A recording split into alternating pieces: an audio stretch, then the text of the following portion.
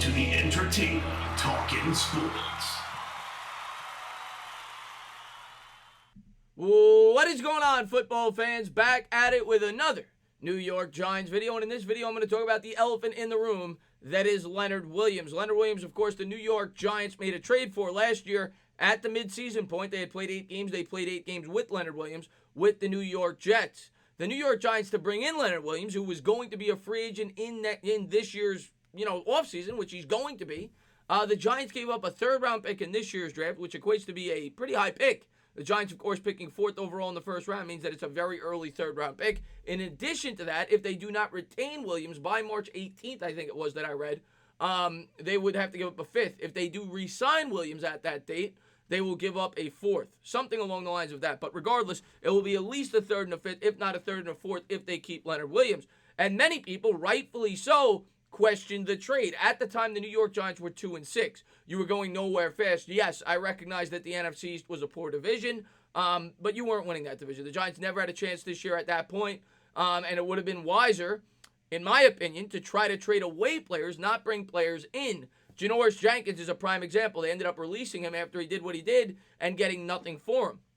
Instead, they decided to bring in a player and give away draft picks, which makes no sense to me, a team that's trying to rebuild to give up assets. I tried to be positive about the trade. I did see the positive in Leonard Williams, and he definitely brought some good things to the New York Giants. I also think he will fit what Joe Judge is looking to do if they keep him on. I do think he's a versatile player. He can play both on the inside and the out. He's demonstrated that throughout his career. He's not a guy that's going to get you a ton of sacks, though, and he's not worth the reported price tag that he's going to be asking for.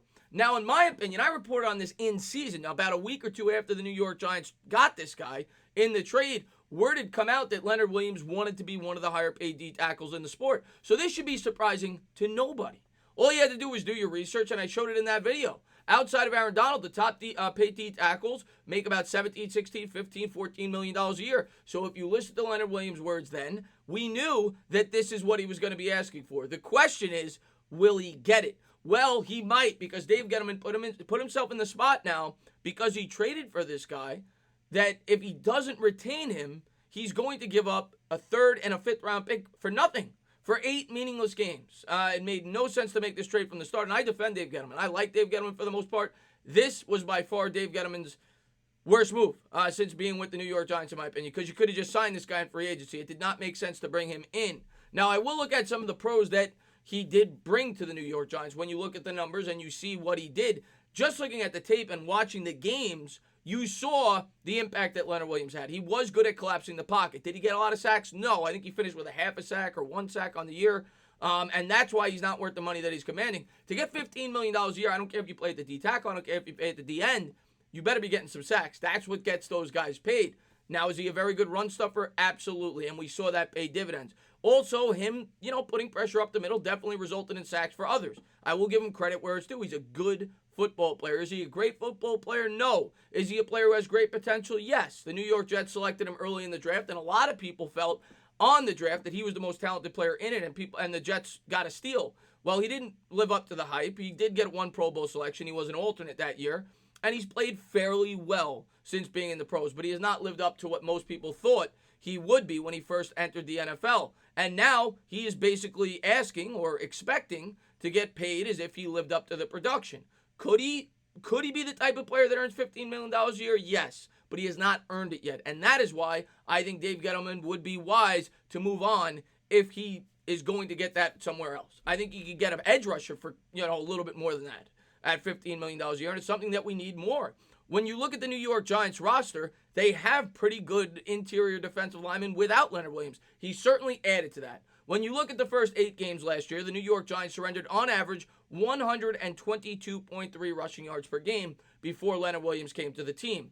The last 8 games, they only surrendered 104.1. That's about a 16 or 17% decrease in opponents' production. So Leonard Williams certainly had an impact on the running game. Now, you could certainly argue, if you look at the schedule, that the Giants played a softer schedule in the second half, which could have resulted in some of that lack of production for the opponent. But regardless, you definitely saw what Leonard Williams brought to the table. Dalvin Tomlinson also played much better once Leonard Williams came to the Giants. So he's certainly a good player, and a player that I hope is back with the Giants if the price is right. But the price has to be right. I'm not giving this guy $15 million a year. He's just not worth it. I don't care how big of a fan you are of Dave Gettleman or Leonard Williams. He is not worth that amount of money. And you could go out and sign an edge rusher. And like I said, you still have very talented players in the middle. Dexter Lawrence, B.J. Hill, Dalvin Tomlinson. These are very strong defensive tackles. Dexter Lawrence showed the ability to do basically exactly what Leonard Williams is capable of doing. He's a little bigger than Williams, so he probably can't play the 4-3 end, in a versatile alignment, something that Joe Judge wants to do. But there's other guys on this roster that I think are capable of doing that. O'Shea and Zimenez being one of them if he puts on a couple extra pounds. Zimenez played the 4-3 defensive end at Old Dominion. So I don't think Leonard Williams is a must-sign. I don't care that he traded to acquire him. Sometimes you have to admit you made mistakes, and if he's going to get $15 million elsewhere, which I don't think he will get, I think Dave Gettleman has to admit that he made a mistake. If you look at Sport Track, they project him to make $8.6 or $8.7 million a year. Now, if I'm being fair, I don't think that number is accurate. Go back and look at Zadarius Smith last year. I think he was projected to make around the same, made nearly double that. So will somebody bite the bullet and pay this guy based on potential rather than production? It's possible. But Zadarius Smith was showing, that he was moving up. And he's an athletic freak, and he was a guy that could get after the quarterback. He did have, I think, 8 sacks the year before where he was not playing, every down. And this year, of course, he paid off for the Green Bay Packers. Maybe somebody would be willing to pay Leonard Williams this price tag. But if I'm Dave Gettleman, I would not do it, and I don't think he's worth it. If you can get him for 11, I'd be willing to go as high as 12, but not higher than that. He's just not worth it. I would rather bring in an edge rusher. But let's look at some of the things that PFF had to say about Leonard Williams on GiantsWire.com.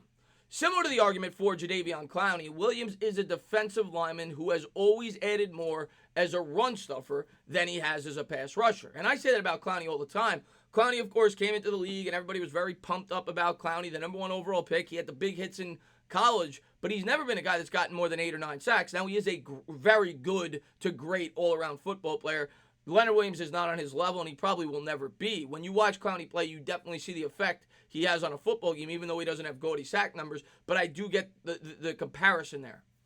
Though he was a better pass rusher in 2019 than his 1 sack would indicate, Williams still only recorded a pass rushing grade of 66.2, and he has recorded a pass rusher grade of over 70 only once in his entire career.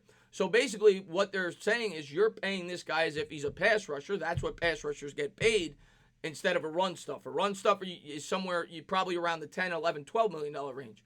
If the primary thing that you're bringing to the table defensively is your ability to stop the run, something that Williams does at a very high level, then you're not going to be worth a $75 million contract with $43 million guaranteed, which is what $15 million equates to over a 5-year period. Add in the fact that the 2019 season saw him produce the lowest grade of his career at 70.6 overall, and I would be hesitant as a general manager to pay him something in this vicinity. And I don't always agree with PFF, but in this instance, I do. You can't always overpay. This is what got the New York Giants in this problem in the first place. You paid Nate Solder, who was a good player, great money because it was a need. And I understood that signing because the New York Giants needed some help on the offensive line. They also wanted to draft Saquon Barkley. You wanted somebody to run behind, so they brought in Nate Solder, who was the best left tackle on the market. The New York Giants are starving at several positions. What Leonard Williams does, although he definitely helps the defense, and I would love to have him on the roster for the right price, is something that the New York Giants do fairly well right now. He's not worth the $15 million price tag. We're not starving at that position. I think you could certainly argue that we need to spend more money on the offensive line. We need to spend more money on a guy that gets after the quarterback, and we could use some help in that secondary with a veteran corner. We have a lot of young, inexperienced corners back there. And DeAndre Baker, as much as I like his upside, did not display that he's capable of being a number 1 corner in his rookie year. Hopefully he improves on that, and I think he will. We'll have to wait and see how that turns out this year.